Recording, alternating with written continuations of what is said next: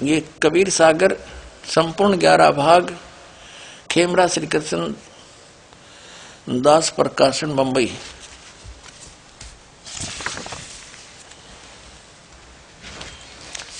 और इसके कौन है? ये संशोधक कबीरपंथी भारत पथिक स्वामी युगलानंद विहारी द्वारा पुरस्कृत। मुद्रक एवं प्रकाशक खेमराज श्री कृष्णदास, अध्यक्ष श्री वेंकटेश्वर प्रेस, खेमराज श्री कृष्णदास मार्ग, मुंबई से। इसमें एक ज्ञान सागर नाम का चैप्टर है।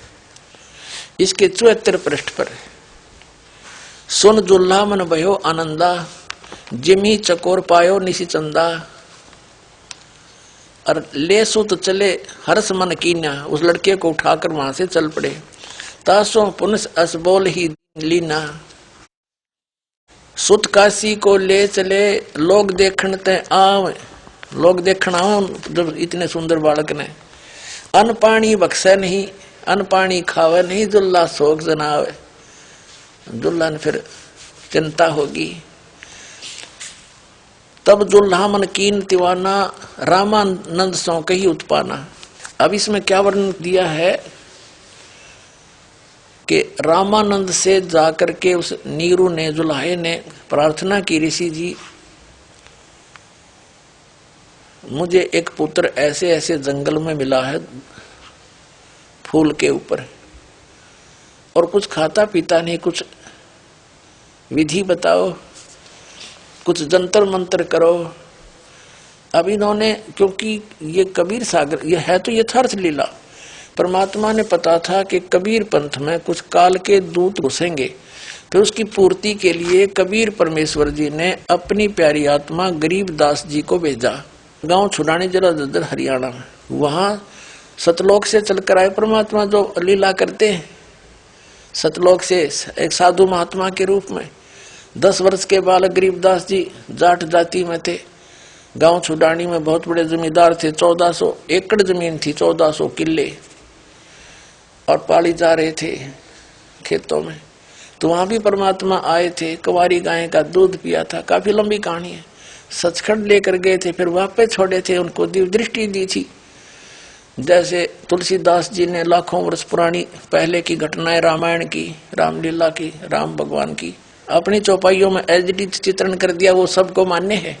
ऐसे ही गरीबदास परमात्मा को पूर्ण परमात्मा ने दिव्य दृष्टि दी थी।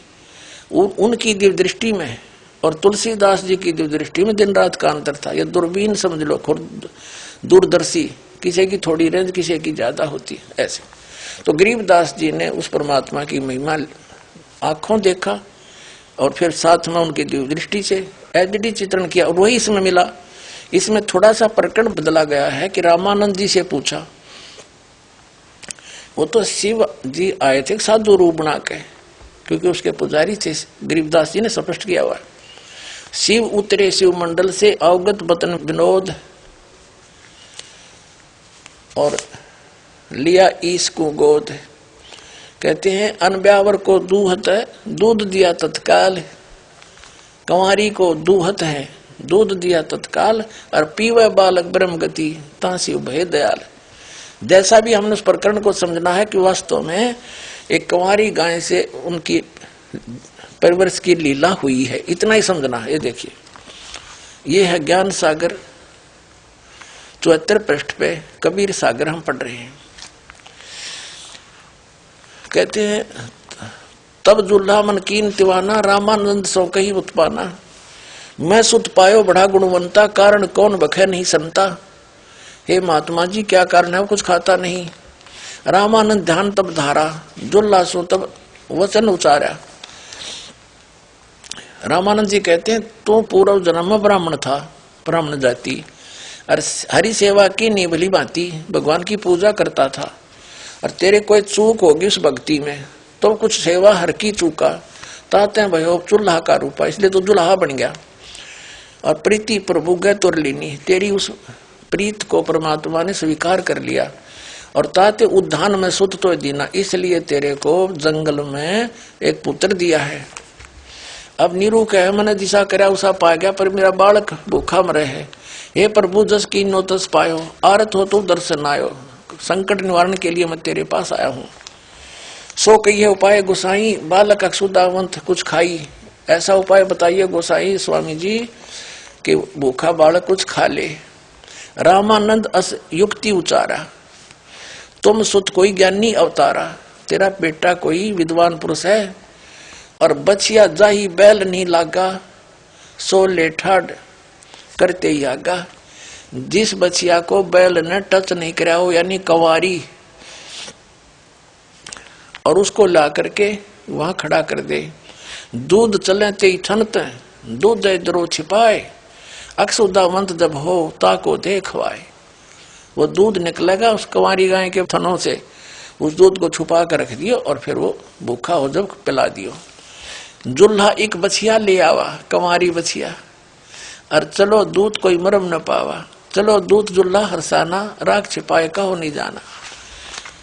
दूध, अब देखो, दूध तब पीवत नाम कबीरा, खेलत संत संग मत धीरा।